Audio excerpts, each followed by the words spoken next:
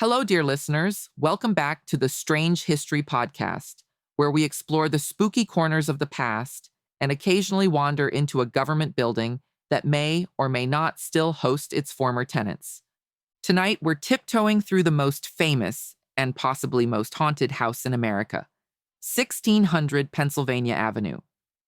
The White House has seen everything: wars, weddings, scandals, assassinations, and at least one seance in the Red Room. It's been burned, rebuilt, expanded, renovated, and redecorated. Yet no matter how much fresh paint or patriotic bunting they slap on those walls, history still bleeds through. In fact, there are so many ghost stories inside the White House that if you listen carefully, you can practically hear the echoes of every decision ever made there, along with a few disembodied opinions about how you're running the place now. So grab your ghost-detecting monocle, light a Founding Fragrances lavender and liberty candle, and join me as we uncover the presidential phantoms of Washington, D.C. The Resident-in-Chief, Abraham Lincoln. Lincoln's ghost is the undisputed star of White House hauntings. His presence has been reported more than any other spirit in residence, by first ladies, queens, prime ministers, and even Winston Churchill, who, depending on who you ask, met Lincoln while wearing absolutely nothing but a cigar. The stories began soon after Lincoln's assassination in 1865.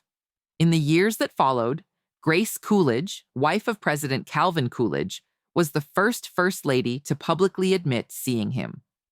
She described the tall figure of Lincoln, standing silently at a window of what's now called the Lincoln bedroom, hands clasped behind his back, gazing toward the Potomac. She said he looked as if he were still watching over the Union. Then there was Queen Wilhelmina of the Netherlands, who was staying overnight when a knock at her door jolted her awake. She opened it to find a tall, bearded man in a black coat and top hat. She fainted on the spot. When she came to, the hallway was empty, but the identity of her visitor seemed rather obvious. Even Eleanor Roosevelt, the pragmatic powerhouse of the New Deal, said she often felt Lincoln's presence while working late in the Lincoln bedroom. She would sense someone behind her, turn, and find no one, but the feeling of being quietly watched lingered. And then there's Winston Churchill's version. After a hot bath, cigar in hand, he stepped into the bedroom naked as the day he was born, only to find President Lincoln standing near the fireplace. Churchill, never one to lose his composure, greeted him with, "Good evening, Mr. President. You seem to have me at a disadvantage." The apparition vanished. Churchill promptly switched to another room for the rest of his stay, which frankly was the most British possible way to handle a ghost encounter. No drama, just quiet embarrassment and a room change. Maybe Lincoln just never left because, well, his work never really ended. He carried the weight of an entire country through Civil War, and even after death, it seems he couldn't quite put the burden down. Some say he walks those halls not out of unrest, but out of duty. Or maybe, dear listeners, he's just there to make sure no one else redecorates that bedroom in millennial gray. The Boy in the Halls, Willie Lincoln. Lincoln's son Willie died of typhoid fever in 1862 at only 11 years old, inside the White House. His death devastated both parents. Mary Todd Lincoln, in her grief, held seances in the Red Room, convinced she could reach him. Spiritualism was fashionable then. The Civil War had left countless families desperate for connection to their lost loved ones. After the Lincolns left, stories of a small boy appearing in hallways persisted. In the 1870s, members of the Grant administration described seeing a child playing quietly in the shadows, always wearing mid-century clothing, often with an expression both curious and sad. A maid in the early 1900s claimed she would be folding linens only to feel a gentle tug on her sleeve. No one there, just a faint giggle echoing down the corridor. Others say that if you stand near the old staircase at midnight, you might hear the light patter of a child running by, or the creak of a door opening for someone small. Unlike most hauntings, Willie's seems to bring comfort rather than fear. Perhaps he's still waiting for his mother. Perhaps he just enjoys the attention. Or maybe, like most 11-year-olds, he's still trying to stay up past bedtime. Either way, he's the sweetest ghost in Washington, which is saying something in a town not known for innocence. Tonight's episode is brought to you by Old Abe's Afterlife Insurance, protecting presidents from unfinished business since 1865. Whether it's lingering cabinet disputes or eternal hallway pacing, we'll make sure your legacy sticks around forever. Old Abe's, because some policies never expire. The angry general, Andrew Jackson. Now we move to Andrew Jackson, a man so fiery in life that death apparently didn't slow him down. During the Lincoln administration, Mary Todd Lincoln reported hearing Jackson's booming laughter and furious stomping in what's now called the Queen's bedroom, then the Rose Room. White House staff over the decades have told similar stories: a sudden chill, heavy footfalls, and low muttering that could only belong to Old Hickory himself. One butler in the 1940s swore he heard Jackson's distinctive Tennessee drawl swearing under his breath in an empty hallway. Modern psychics claim they still feel his presence in that same room, angry, restless, and muttering about those blasted politicians, which could describe half of D.C., but still. Jackson was known for duels, temper tantrums, and an unwavering belief that he was always right. So if anyone was going to stick around just to argue with posterity, it would be him.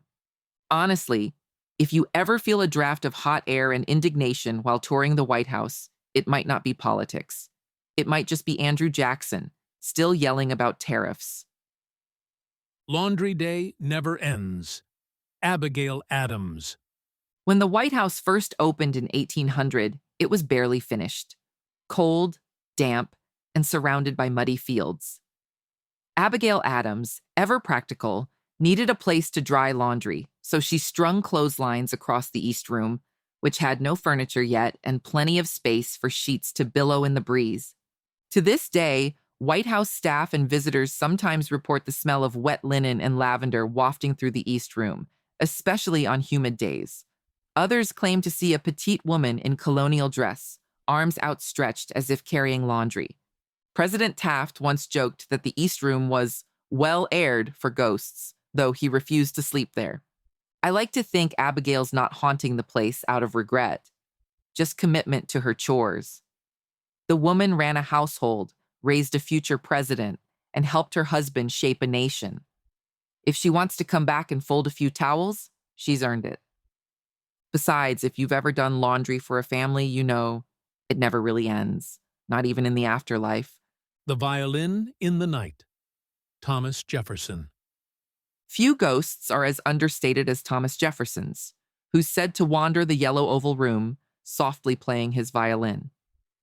Jefferson loved music. It was his solace and his pride. He owned several violins, and letters from his friends describe him playing for hours after dinner. Guards through the 19th and early 20th centuries claimed they sometimes heard a faint string melody at night, drifting down from the yellow oval room. No one could ever locate the source. Once, a watchman followed the sound all the way to the door. When he opened it, silence. Another, decades later, said he heard a full melody and even wrote it down. It matched a known minuet Jefferson had once performed in Monticello. It's almost comforting, isn't it? Jefferson's ghost doesn't slam doors or rearrange furniture. He just practices. The idea that even in the afterlife, some presidents can't stop multitasking feels very on brand for America. The Garden Guardian. Dolley Madison. Dolley Madison was, in her day, the most famous woman in Washington. She saved George Washington's portrait from the British fire of 1814, turned political receptions into elegant affairs, and basically invented the concept of First Lady glamour. After her death, gardeners in the early 1900s were ordered to remove the rose garden she had designed. But as the story goes, several workers saw a woman in a turban and flowing gown appear among the roses. She smiled, pleasantly, but with unmistakable authority, and the crew dropped their tools. The project was canceled immediately. Since then, Dolly's ghost has reportedly been seen wandering the garden, especially at dusk, checking on her beloved roses. Staffers have heard the rustle of her skirts or caught the scent of her perfume when walking alone near the hedges. Dolley Madison, the only first lady who could host a tea party and stop a construction project from beyond the grave. Honestly, every HOA needs a ghost like her. If you ever visit the White House grounds and smell lilac perfume on the wind, don't worry. You just got a nod from Washington's most stylish specter. Tonight's episode is also brought to you by Founding Fragrances, the candle line inspired by America's most aromatic hauntings. Light up Abigail's East Room linen, Lincoln's Midnight Resolve, or my favorite, Dolly's Ghost Garden. Founding Fragrances, because history smells better by candlelight. And that, dear listeners, concludes part 1 of Things That Go Bump at 1600 Pennsylvania Avenue. We've met the presidents and first ladies who never truly left, each with a reason to stay: unfinished business, eternal loyalty, or just an unbreakable lease on American history. But our tour isn't over yet. Next time, we'll descend deeper into the West Wing's shadows, where knocks echo at midnight.